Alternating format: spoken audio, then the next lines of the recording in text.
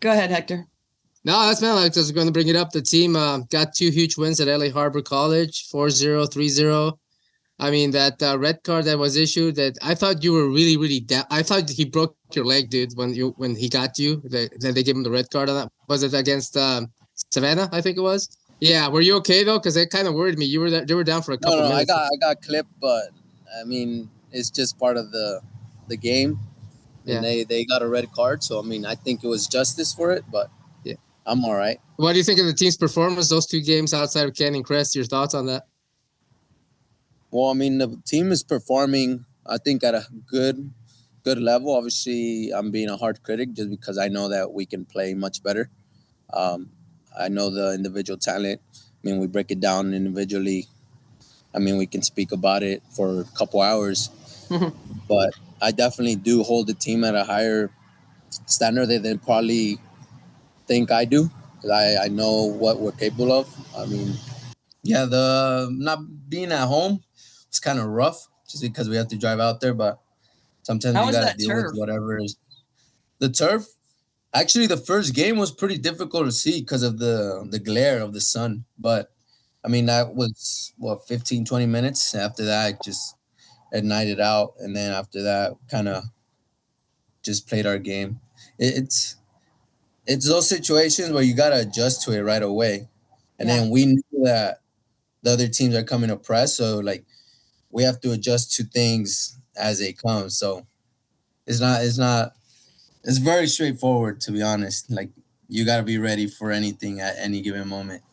Yeah, absolutely. And it's funny that you said that, not funny, but whatever, about teams come to impress. Like these, especially these two teams specifically, I noticed they must have watched a ton of film about Albion. That even the last few matches that we've hosted, teams come out here. I don't know if they have a chip on their shoulder against Albion or something, but they come out hard against you guys. Yeah. Which I, is, I I mean, I think agree. it's because they understand your strategy. I think they just watch tons of film and they just want to beat you to your own strategy. I mean, you also get a sense of not sure if you guys follow Real Madrid, but I mean, given the perspective on their football culture, being one of the top teams in the world, everybody wants to go and just have the best game of their life, whether it's something they want to brag about for the rest of their lives or they want to, I mean, get an opportunity to showcase their skills. Maybe someone's watching, or maybe they want to be a part of the group, or they just want to say, "Hey, I'm better than the one of the better teams in the league." So, I mean, it all falls down to the team's kind of, I don't know, project or approach. But I do believe that it is not just for us, but anywhere like worldwide, where most teams, if they confront or they play a team that is top level or one of the top teams in the league, that's their opportunity to kind of say that they deserve to be top players as well or top teams. So for us, is we kind of go into every game not knowing or believing anything else other than what we kind of work on throughout the week. So we don't try to get ahead of ourselves saying, "Oh, we're better than this team," or "This team isn't doing so great." So let's kind of walk in the pitch, and the rest will take care of itself. We kind of start from the moment we finish one game. I mean, we celebrate, give or take whatever the situation is, the results. After that day, the next following morning, it's already locked in, and we're focused on the new game. So we come preparing not just the same day of the game, but since after the previous game, we start putting our mind and our focus into what we need to do to beat or get the result for the upcoming game. As far as both games, I think they were very important points for us. But again, we also want to get results, but playing great football. We all kind of, I mean, for those that get a chance to see us, for me, I'm very happy with how we play. It gives you a sense of doing things right, trying to accomplish things by not just getting chippy results and kind of grinding it out, but sometimes you have to do it. But if we kind of approach it in a way where we stick to the game plans, we do what we worked on, we listen to what coach is asking us to do because At the end of the day, if the head is right, the body's, it all correlates. So Follows. um, I'm kind of using that as coach being the head of the group, and then we're the body, we're the tools that kind of get the result or whatever it is that we may need. So once he gives us like an order or any kind of information, we kind of stick to it, even if it's not working, until he gives us the, what is it, like the alternative solution. We stick to the game plan. So sometimes it might be frustrating because people are like, time's running out. We need to go forward. We need to go forward.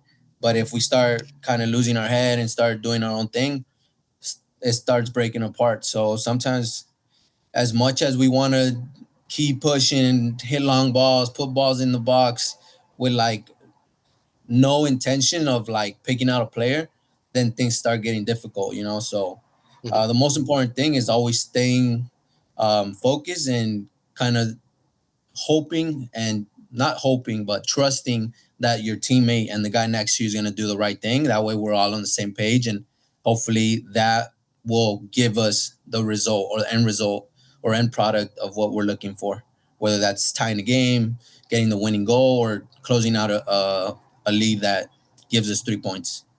Yeah, Yeah. that was an awesome answer because it really does not only answer the question, but it also kind of goes back to, people have been saying, is Albion having a scoring drought? Like what's happening? And you guys, you coach has the plan, you guys follow the plan. That's just how the system works. And that's exactly what you're doing. And it's coming together. Like you can tell that team is just gelling together really nicely. And the prayer to the soccer gods that the majority of this sticks together for throughout this season. Obviously, I feel like we're going to do really well, but then the following season, because I would really love to see how this comes after like one full season with a lot of you guys together and Diego there and all that. I would love to see next season, like how that could open up and like what kind of a team this could really, really be. Yeah, so that just based off, I mean, that's not a question that you're asking me, but I wanted to add to that. One thing that I'm big in is a philosophy of if you keep a core group together for more than 2 years, 3 years, that team will become so united and so powerful that I've seen it happen at many levels, club level, college level, professional level. I mean, we see it at the Champions League level. I'm a Madrid fan.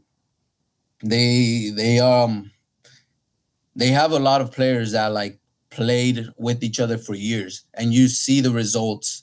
I mean, you obviously have some games that you lose. It's just football. You win and lose, but majority of the time, when you have a core group, you already know what you're getting yourself into before the game. Yeah, and you can So already see that forming with you guys. Like you already know where each other are without even exactly. getting on the pitch. And it's really awesome to watch. And that's why I was saying like it would be so cool to see like if a lot of you guys came back and Diego particularly Yeah. to watch and see As, what you guys can pull off. I mean, as Hector, do far you have as a for that, I question? mean, go ahead. Oh no, sorry. I was just gonna see if Hector had a question for you. No, I want him to finish because that's really interesting to me. Go ahead. Oh, sorry. Go ahead.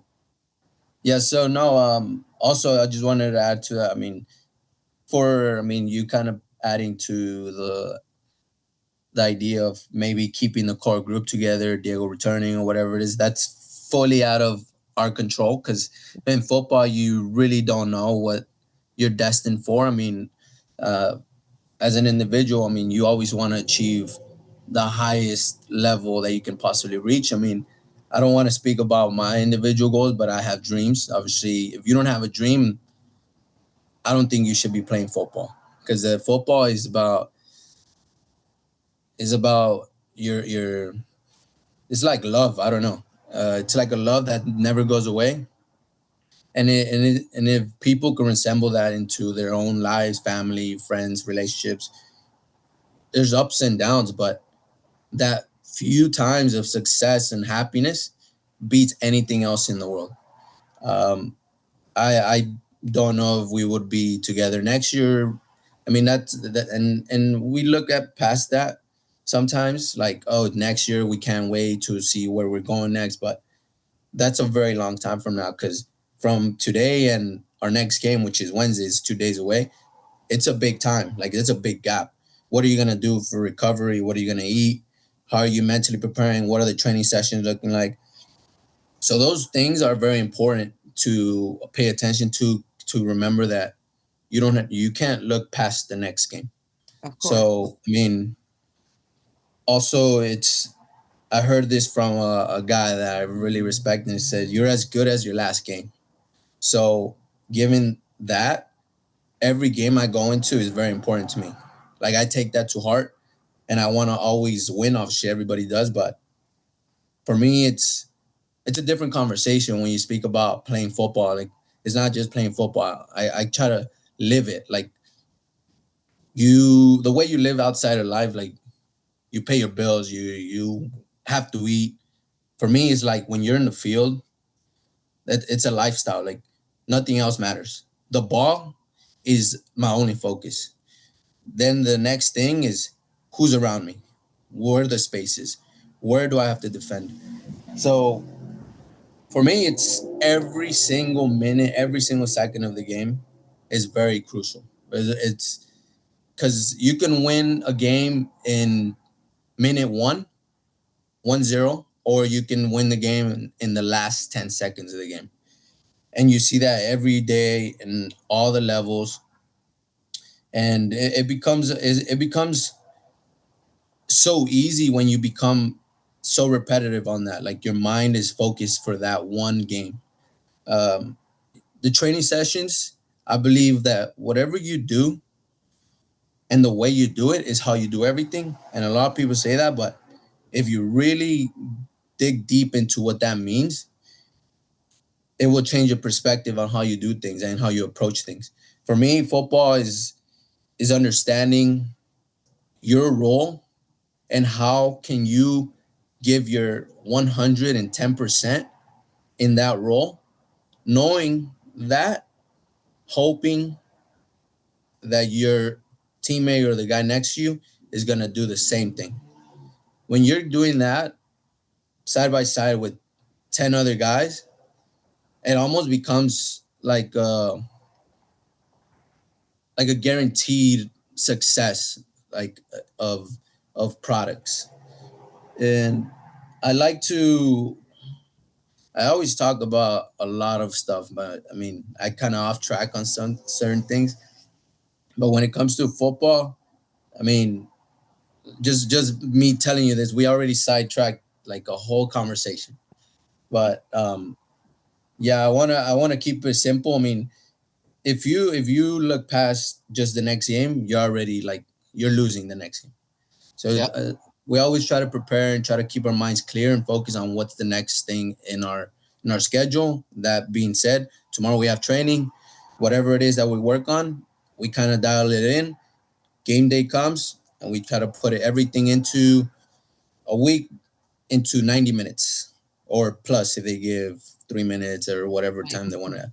And then after that, I mean, that's like you said, soccer gods. I believe in that higher power of that. It's out of our control at some point. If we do everything, I mean, you see, there's some games that we dominate games and you hit crossbar, or keeper's having the game of his life, and Yeah. it just doesn't go in. So sometimes you do need some of that belief and faith of like, we need your help, like, and whoever it is that's helping us, I mean, it's up to him or her to decide, and we just gotta stick to our game plan and just keep playing the lovely football that we do. No, Absolutely. that's actually an extra excellent way to like caveat to not minimizing. What I got from that is don't never minimize your opponent. You can lose a game in the first minute, or you can win a game in the first minute. And it's like, it only takes us one mistake, and then from there a team can park the bus and good luck trying to break them down after that kind of thing. But speaking of which, that's a good transition because right now this is going to air at halftime of the game versus the Bay Cities United, Bay Area United FC, and it's the championship match. So that's obviously a team from Nisa Nation that would love to have on their resume, beating a team from Nisa and a team that's at one of the top teams in the table. What would you be thinking as a player if you were in that position, like not necessarily playing against Real Madrid, but a team that you're playing in a league that's above you, how would you approach that mentality in terms of like trying to beat that team? I mean, you always gotta expect the unexpected. So, I mean, just because you said Real Madrid, because I love them, I'm gonna stick to that. If I know I'm playing Madrid tomorrow, I know they're top level. I know they're at that level for a reason. This is not luck. They're definitely doing something right, and to be at a higher level, you always got to give some respect to that team. Obviously, you give a respect to all the teams, any team that you play. Obviously, you're on the same field for a reason.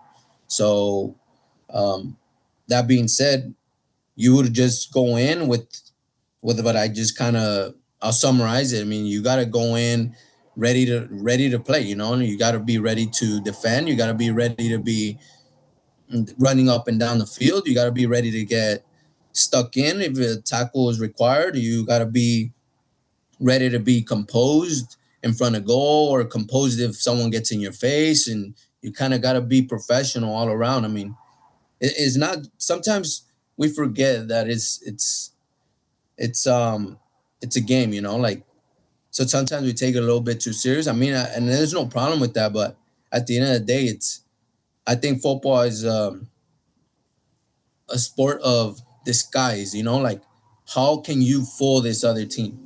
So that being said, you got to expect that this team is going to try to play you, trying to draw players out. As far as for me, just to answer your question, you got to be at your A game every game. For me, I would say prepare, I mean, watch film, kind of dial in who you're playing against. And to go more deeper in that, like, if I'm playing center mid, I'm watching how they're playing in the midfield. I'm watching who, since I'm playing more of a CDM, I'm watching who their tens are. What are their natural habits? Like, do they like driving at players? Do they like splitting passes? Do they tend to find this certain guy every single time? Or what are their habits? So I try to recognize those patterns in some of the players. And it actually makes my job a lot more easier. And a lot of people don't understand and analyze the opposing team the way I think I do. I'm not saying I'm better than them. I think I just try to understand what people's strengths are. And sometimes that's all you need, because if you can get rid of their strengths, you're going to mentally mess with them already. And if you got a step ahead in what they're already planning on doing, what their movements are, what their intentions are when they get the ball, then it gives you the, like, that front foot. So knowing that the guy that I'm playing with likes to receive with the left foot and turn on his right, like, you already understand that you got to force them away from that position, or you got to be a little bit touch tight depending on where they are on the pitch, and it gives you an advantage in a way. So I mean, hopefully I answered the question. I mean, I can speak all day long about football. I mean, it's crazy. I don't know. I just have a That's lot good of though. That's opinions. kind of the point. Yeah, that's awesome. And you actually answered my next question, because I was going to suggest that, like, you're one of the most pivotal members on the team. You're like in the mid, you don't make a ton of heroic plays, but you always know exactly where you need to be. And you just basically answered that. Like, that's why I like watching you play, because, you know, you don't always come away with the big heroic moves where everybody cheers and screams, but I can see that you're just always in the right spot at the right time. And you're just cool. You're just super cool about it too. You just kind of are like, yeah, I just did that. No big deal. And you just move on to the next thing. So Yeah. I mean, sometimes you hold it in, but you know what you're doing on the pitch. Like, for me, like, there was a time that I caught myself, that's going to be a good highlight in the middle of the game. But I mean, I remember I called you out on it because I saw you. And I usually don't think that, because it's always like, I won the ball. Let's go. Let's see if we can get a goal or whatever it is. But I remember this one play and I started laughing. I was like, why am I thinking like that? But yeah, you kind of sense when you're doing a good job. And sometimes you got to be your own critic and realize that you're not doing a good job. So for me, obviously doing a good job is part of the job. So you don't really praise yourself much, not because you're not supposed to or because you have to or not, but more because that's our duty. That's why we get paid. That's why we're in a professional environment, and that's ideally what we were brought into the team to do. I respect Coach Diego so much. Um, there's not enough words to describe how grateful I am for him. So I'm willing to go to war for him. So that being said, obviously it falls back to just being like on top of your game. Because if you're not on top of your game, you can get away with not miss passing a ball, with not jumping up for a header, or letting this guy beat you, or being careless in your positioning, or I'm too tired to get back, or I'm too tired, my calves are cramping, I can't track back, or I can't finish this playoff because it's going to be a long distance for me to recover. You can tell yourself, but those are excuses in a way. So you always got to understand that you have a job to do, and you got to make sure that you're on it. I mean, it's very easy to say, oh, I had a good game.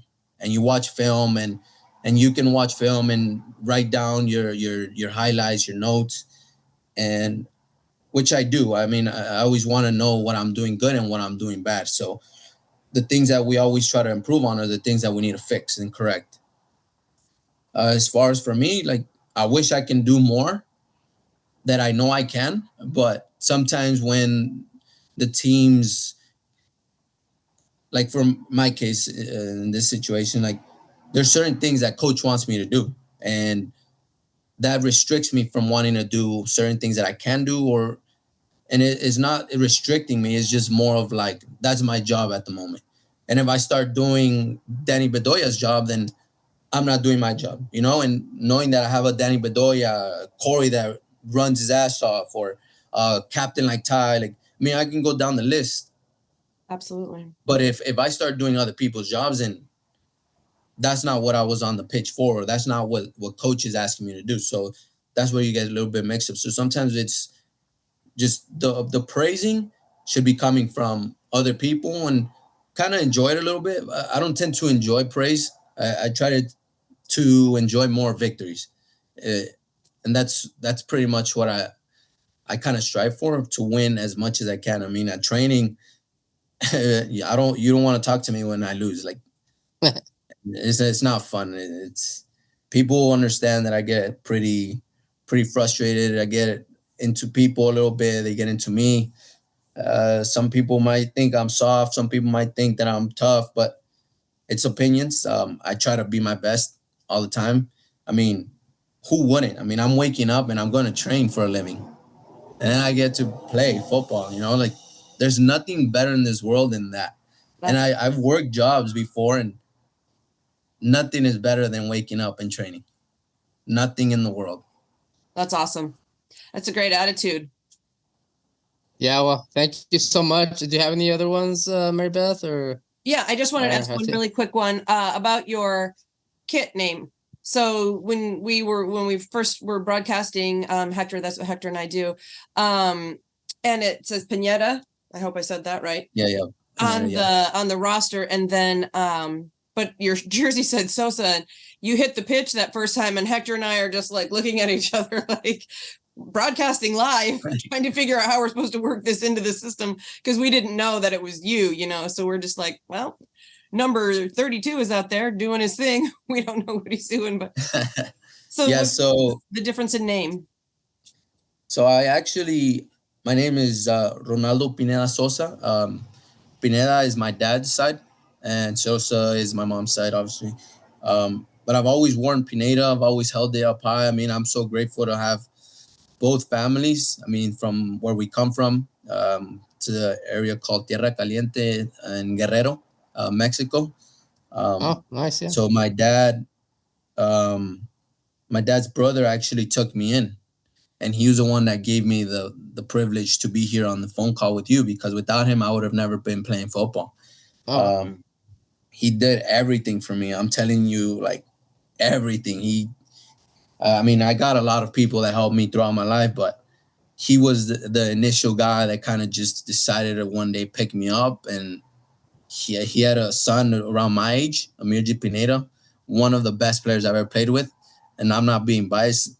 You can look him up. He did a lot of great things at such a young age. I mean, unfortunate for him, he played and he tore both his ACLs 1 year after the other, and I think he just couldn't take it anymore. He called it quits. But going back, my uncle,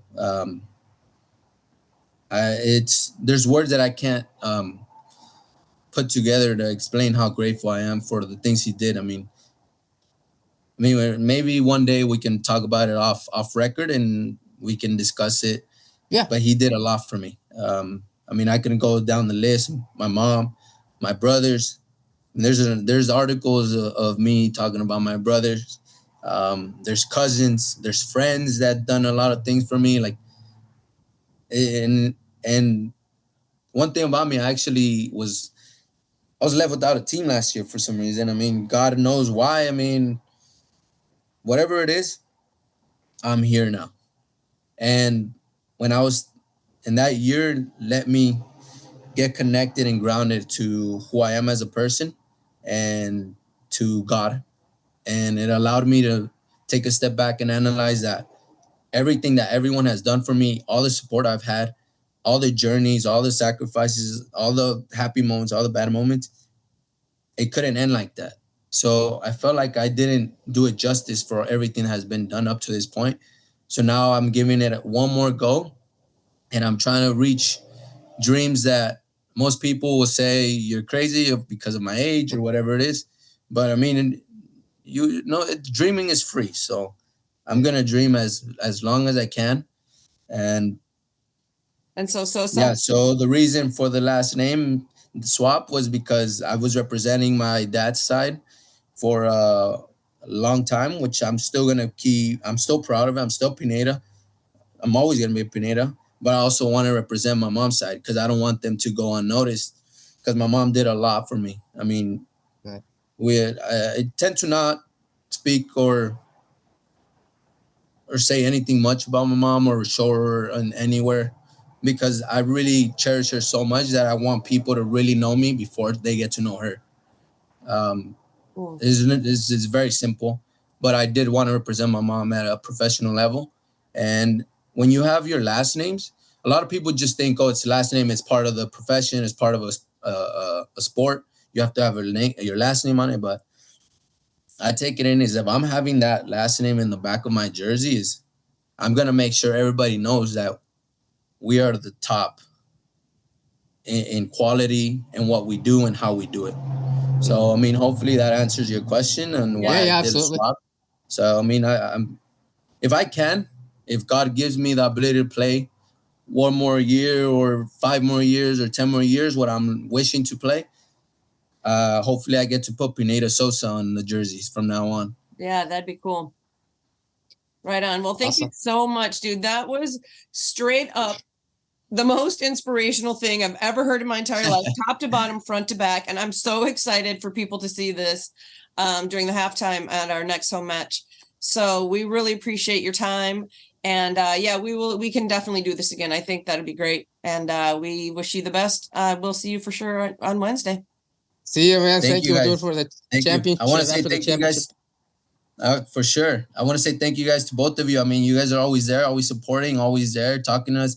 And it, I mean, for you guys, it's probably a small conversation, but I really want to know everybody to know from the teams, like they need to take gratitude. Like I'm not saying they're not, but they need to be excited to have people like you guys. Thank you. That's one thing that people don't understand, because when the stadium is full, the fans is what gives you that little extra. Yeah. Fans is very important in the world of football. It's the plus one person. And I want to say thank you very much for everything that you guys do. I hope to see you guys for many more games and up to the last game of the season. And hopefully you guys are still there and we have a good, happy result at the end of that day too. We will definitely. Gracias, Ronaldo. You have a good night, man. Thank you so much. Gracias a ustedes.